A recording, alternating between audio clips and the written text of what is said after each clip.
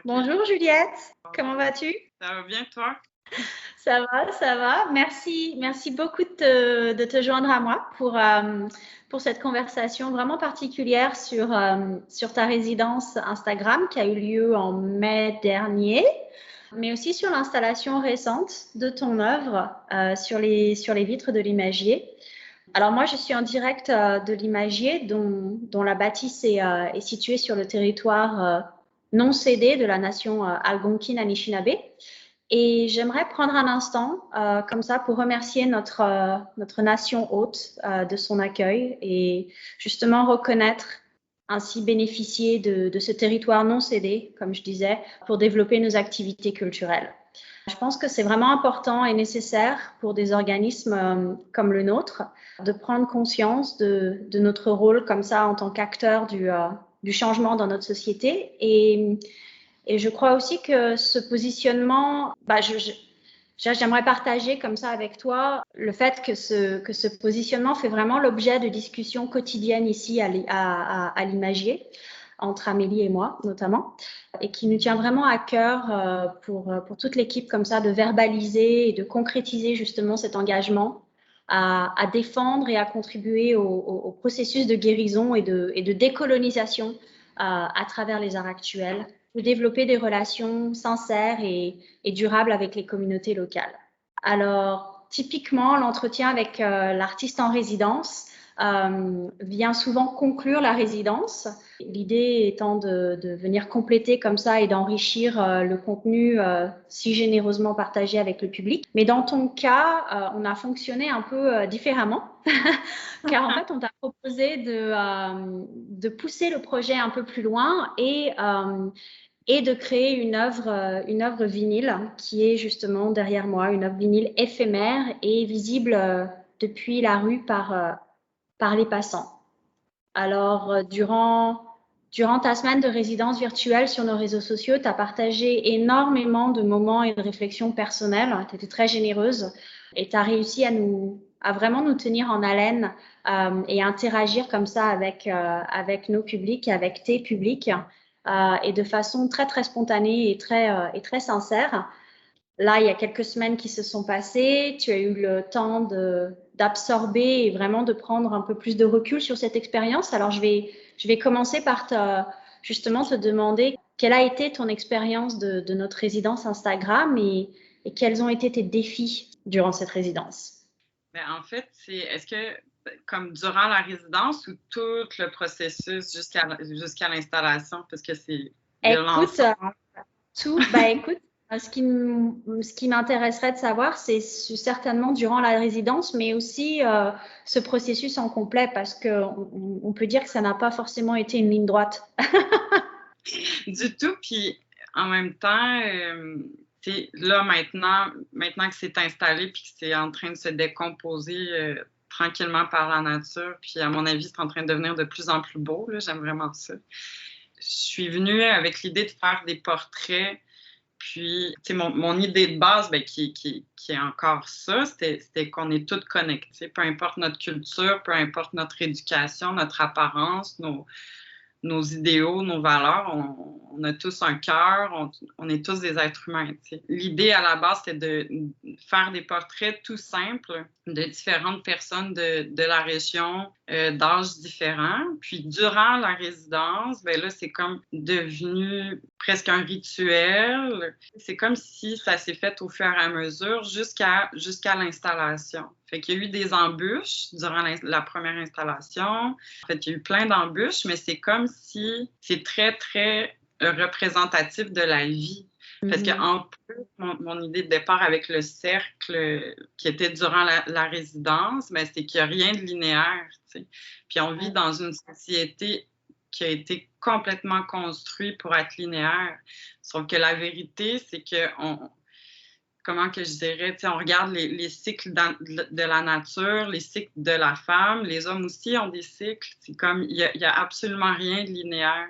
Avec le recul, je regarde tout comme tout a pris plus de temps, il est arrivé plein d'affaires, puis ça me fait rire parce que je me dis, ben là, tu vois, ben la vie m'a vraiment, c'est comme si tout le projet fait complètement du sens. Je trouve ça intéressant parce que dans un processus créatif, tu pars avec une idée. Mais je dis dans un processus créatif, mais dans la vie en général, pour n'importe quel projet, dans n'importe quel domaine. Tu pars avec une idée, mais ça se transforme parce que la vie est constamment en mouvement. Fait que c'est de lâcher un peu le contrôle, puis de voir d'essayer de comprendre le message que la vie t'amène, tu sais, puis de faire comme OK, tu sais, de baisser les armures, puis faire comme OK, c'est vers ça que ça s'en va finalement. Là, tu évoques justement ton processus de création. Je serais justement curieuse peut-être de t'entendre un peu plus sur la façon dont tu navigues, je dirais, ton intérêt pour la technicité du dessin, ce que tu as beaucoup développé, expliqué dans les publications. Et puis également ta libre interprétation à travers une gestuelle plus spontanée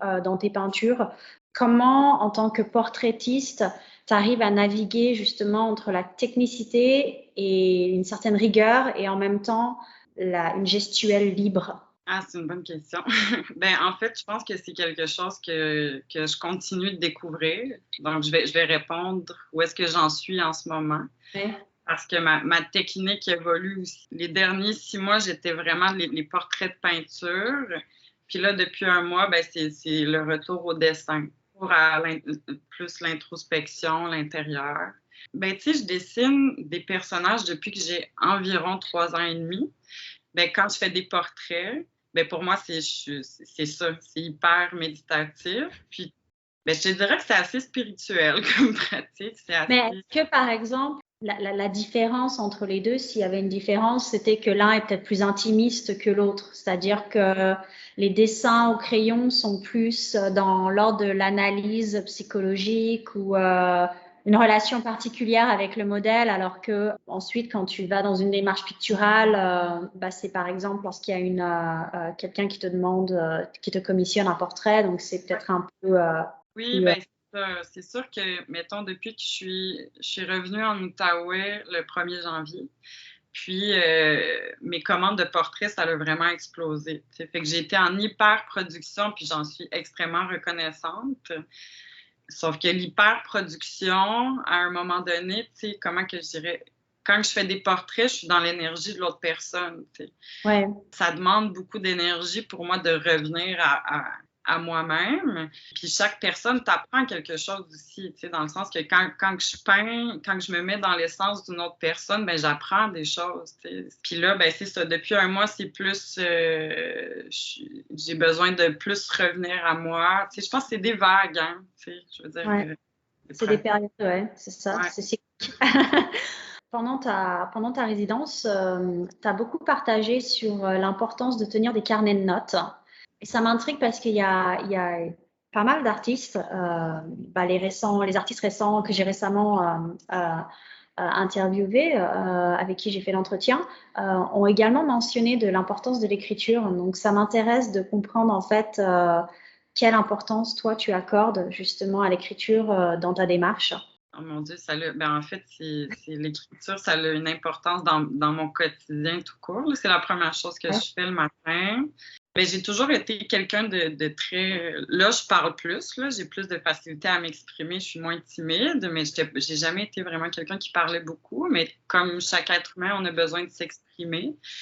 Le dessin, c'est que tu envoies des messages indirects. C'est l'observateur qui l'interprète de la manière qu'il veut, tandis que pour moi, l'écriture, même si la plupart du temps, c'est juste pour moi, c'est direct. C'est une autre manière, en fait, de sortir les choses de moi. Puis aussi, quand je peins ou je dessine, j'ai beaucoup de mots qui me viennent en tête ou des chansons ou des phrases. Tu sais, j'ai déjà, avec ma mère, lu de ces vieux carnets de notes. Tu sais, pour moi, tomber sur des écritures, c'est de l'art. Tu sais, fait que je me dis, si jamais j'ai des enfants un jour, puis qu'ils vont les… Je faisais ma mère vient de déménager, puis on faisait ses boîtes, puis on est tombé sur un carnet avant qu'elle tombe enceinte de moi, tu sais, puis là, elle me laissait lire, puis elle avait une trentaine d'années aussi, puis les questionnements qu'elle avait, tu sais, c'était une autre époque, c'était une autre personne, mais tu sais, je me disais, c'est à peu près ce que je vis en ce moment, les questionnements que je vis, fait que je me dis, ça, c'est de l'art, tu sais,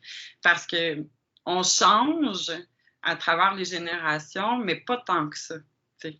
On reste effectivement avec des questionnements, avec une recherche d'identité, avec cette infinie recherche du sens de la vie, tu sais, du sens des choses. Pour moi, c'est comme marquer le temps un peu, tu sais. Je trouve ça précieux. En parlant justement de sens, de donner du sens, je comprends que dans ta démarche, tu travailles beaucoup en fonction de tes rencontres, des personnes que tu rencontres. Comment décrirais-tu justement ta relation avec tes modèles? Par exemple, lors de la résidence, tu évoquais notamment, puis là je vais vraiment te citer, tu parlais d'un espace invisible dans lequel les énergies se rencontrent. Est-ce que tu peux justement me parler de cette relation que tu établis avec la personne dont tu fais le portrait et puis quelles sont les conditions comme ça sine qua non pour capturer l'essence, je dirais, du modèle, hein? Comment que j'expliquerais ça? C'est sûr que je suis super spirituelle, puis c'est ça qui me fait vivre, là. Quand je dessine quelqu'un, ben mon Dieu, je pense que j'aurais vraiment de la misère à l'expliquer parce que c'est invisible, c'est dans le domaine du ressenti. Comme à même titre, disons, la première fois que tu rencontres quelqu'un ou si tu regardes une vieille photographie, par exemple, ben tu ressens des choses. Au lieu de monter dans ton mental, je crois vraiment que tout est énergie, en fait, là, que tout a une empreinte énergétique, en fait, même les objets, même surtout les maisons, les personnes. Fait que c'est sûr que quand je fais un portrait, ben j'ai l'impression de communiquer avec cette personne-là ou avec cet homme-là. Puis des fois, c'est vraiment difficile, parce que, je veux dire, veux pas, l'être humain porte des lourdeurs, là. C'est pour ça que j'aime ça, des fois, peindre des enfants. T'sais. Mais même là, tu te dis, mon Dieu, il y a des enfants que c'est tellement des vieilles âmes. T'sais. Fait que c'est une autre manière pour moi qui est beaucoup plus intéressante pour moi d'aller à la rencontre des autres. Dans ce projet, dans le cadre de ce projet, tu as vraiment, vraiment pu expérimenter avec ta pratique, hein. On l'a vu au cours des publications, mais aussi ensuite quand tu as créé comme ça ce cercle avec tous les portraits. Et puis ensuite en créant donc l'œuvre Jardin de la vie, là, qui est en vinyle juste derrière moi. Je dirais que la particularité de cette œuvre, c'est que justement elle est sujette aux intempéries et aux éléments climatiques. Et ça, c'est en lien direct, comme on le disait, avec le cycle de la nature, du jardin. Et elle évolue véritablement tous les jours, hein. Chaque jour qu'on passe devant avec Amélie, on voit des transformations, on voit des parties comme ça qui commencent à s'effacer complètement. Alors toi qui as justement l'habitude de saisir et d'immortaliser l'essence de tes modèles, qui est un peu une façon de sceller une personnalité en fait sur le papier, quoi. Comment est-ce que tu as pu t'adapter justement à cette éphémérité de l'œuvre ou comment le vis-tu? Je le vis tellement bien. J'ai de la chance parce que mes peintures, mes dessins se vendent quand même assez vite. Mais je veux dire, si mettons, j'ai une œuvre qui se vend pas pendant un mois, ben moi, après un mois, je suis plus capable de la voir. Puis la plupart du temps, je vais juste repeindre par-dessus. Parce que c'est, comme tu dis, c'est comme immortalisé, mais c'est un moment. Ouais, t'es pas forcément attaché. T'es pas forcément attaché au produit final, hein, en quelque sorte. C'est vraiment l'expérience. Le voyage et non la destination, quoi, qui t'intéresse. Oui, exactement. Mais j'ai tout le temps comme un moment, même quand je fais des portraits, tant avant d'aller livrer ou d'envoyer par la poste ou que la personne vient chercher un portrait, j'ai tout le temps comme un 2-3 jours où est-ce que la peinture est chez moi, puis là, j'allume des chandelles. Parce que c'est particulier, un portrait. Si tu vas voir la signification, mettons des portraits photographiques, ou il y a beaucoup de cultures ou de religions qui avaient peur parce que c'était comme si l'âme était emprisonnée. C'est particulier parce que c'est comme si c'était quelque chose qui ne t'appartient pas entre les mains. Fait que je trouve ça assez précieux. Puis moi, j'ai pas envie non plus de garder l'énergie d'autres personnes. Fait que j'ai tout le temps comme un 2-3 jours où est-ce que je laisse aller. On parle beaucoup d'âme, d'essence, mais tu te penches dans ton travail aussi beaucoup sur la question de l'identité, évidemment, et de la connexion spirituelle entre les êtres, c'est clair. Tu parles justement de cette constante communication entre le monde intérieur et le monde physique. Comment te positionnes-tu, toi, en tant que femme et en tant qu'artiste? Par exemple, dans une conversation précédente, tu parlais notamment de ton héritage métis. Je ne sais pas si tu te sens partager comme ça ces réflexions sur ton histoire et celle de ta famille, mais ça m'intéresserait de comprendre comment tu vis en tant que femme, artiste métis. Ben, c'est une recherche très personnelle, très intime, qui me rend quand même beaucoup émotive.